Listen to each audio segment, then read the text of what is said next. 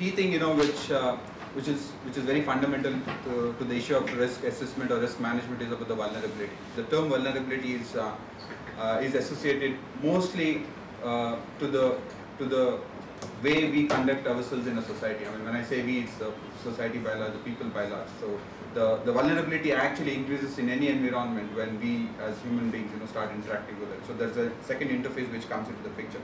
The third one is the performance. When we very well talk about urban areas, it's the urban systems which are very important. Fundamentally, it's transport, it's water supply, the range of issues. So when we talk about risk management in urban area, these three things are very fundamental.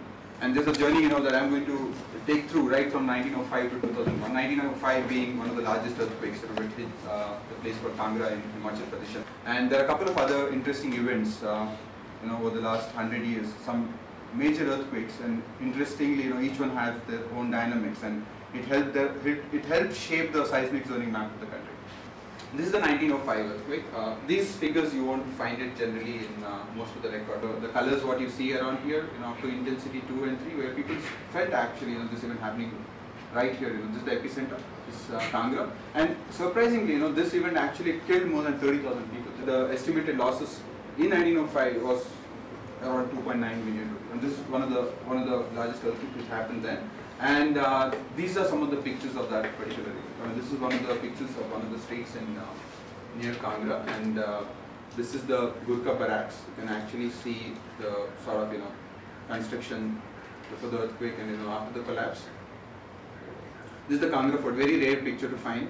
So that was the story about the 1905 earthquake. But then the 1934 earthquake, again a major event, close to around 10,000 plus people getting killed, and this earthquake was magnitude 8. And if you really look in terms of the intensity, it was almost touching 9, 10 as per the MSK scale. Going to the Koina earthquake, again an earthquake happening in Koina. This event was of 6.6, it happened in 1967. 200 people actually were killed in that event, and this actually created a lot of damage to the structure of the dam. So the dam had to undergo quick emergency repairs. So this issue of housing damage and earthquakes was there 100 years ago, and it remains even today. This was Jabalpur earthquake. This is in 1997, considered to be the first urban earthquake because it happened very close to an urban area called Jabalpur in the heart of Madhya Pradesh, and about 39 human lives were lost. The life loss not much, but a lot of people were injured. But it really threw open the debate about how an earthquake can happen even in the central part of the Indian continent, because this part of India was usually considered to be sort of a more stable continental region. Not a big earthquake, but you see the number of collapsed houses. There are 8,267 houses being collapsed, and about 40,000 which are partially damaged. Now these are some of the photographs. These are from the rural part of Jabalpur, not the city, and these are sort of structures which actually collapsed. And going down, you can see this G+1. So you have a sort of a damage taking place. You have a sort of an additional overhanging canopy sort of a structure like about 2 meters, and that actually could not take the shaking. Going to the Bhuj earthquake, this earthquake reminded how bad our buildings are built. You see right from the epicenter to places as far as 250, 260 kilometers, and even one building collapsed around 500 kilometers away. That is in the city of Surat.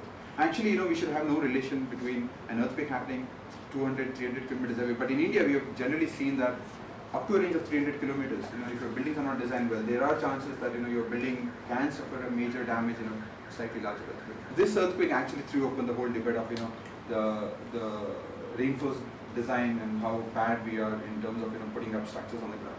Looking at Delhi, we were doing a small study, trying to understand what happens in Delhi. And this is a statement which I could give. Violence as number as the number of cars. And unbelievably, a large chunk of Delhi, if you really go into some of the areas, you really get caught up, and you cannot get out of that place. I mean, fire incidents, earthquakes, nothing is not designed for anything. Shimla, a mix of age of buildings, a mix of intermediate stories with again different ages, and highly non-engineered. This is what's going to happen. Buildings are just going to slide and collapse. Most of the buildings, what you see here, they look pretty nice when you see it from a distance. I mean, because buildings are actually put on slopes, and slopes of varying degrees, it can actually trigger a chain of collapses. You may have a strong building built down, but it can happen that it can just pick up that. It's very important that you preserve the evidence, and that's something which we when the Gujarat earthquake happened, we shouted at the top of the voice, let us keep some buildings the way it is, so that people can come and understand and learn about it. Because today you go to Gujarat, it looks perfectly fine. There are a lot of people who are graduating, they haven't seen an earthquake in their lifetime. And these sort of structures, if we preserve, one masonry building, one RCC building, and if you start giving a sort of a broad explanation of why it failed, I think a lot of lessons, what you may be studying 4 years of engineering or whatever we study, but that really gives you a message. They have sort of an earthquake museum in Taiwan, and this is the place.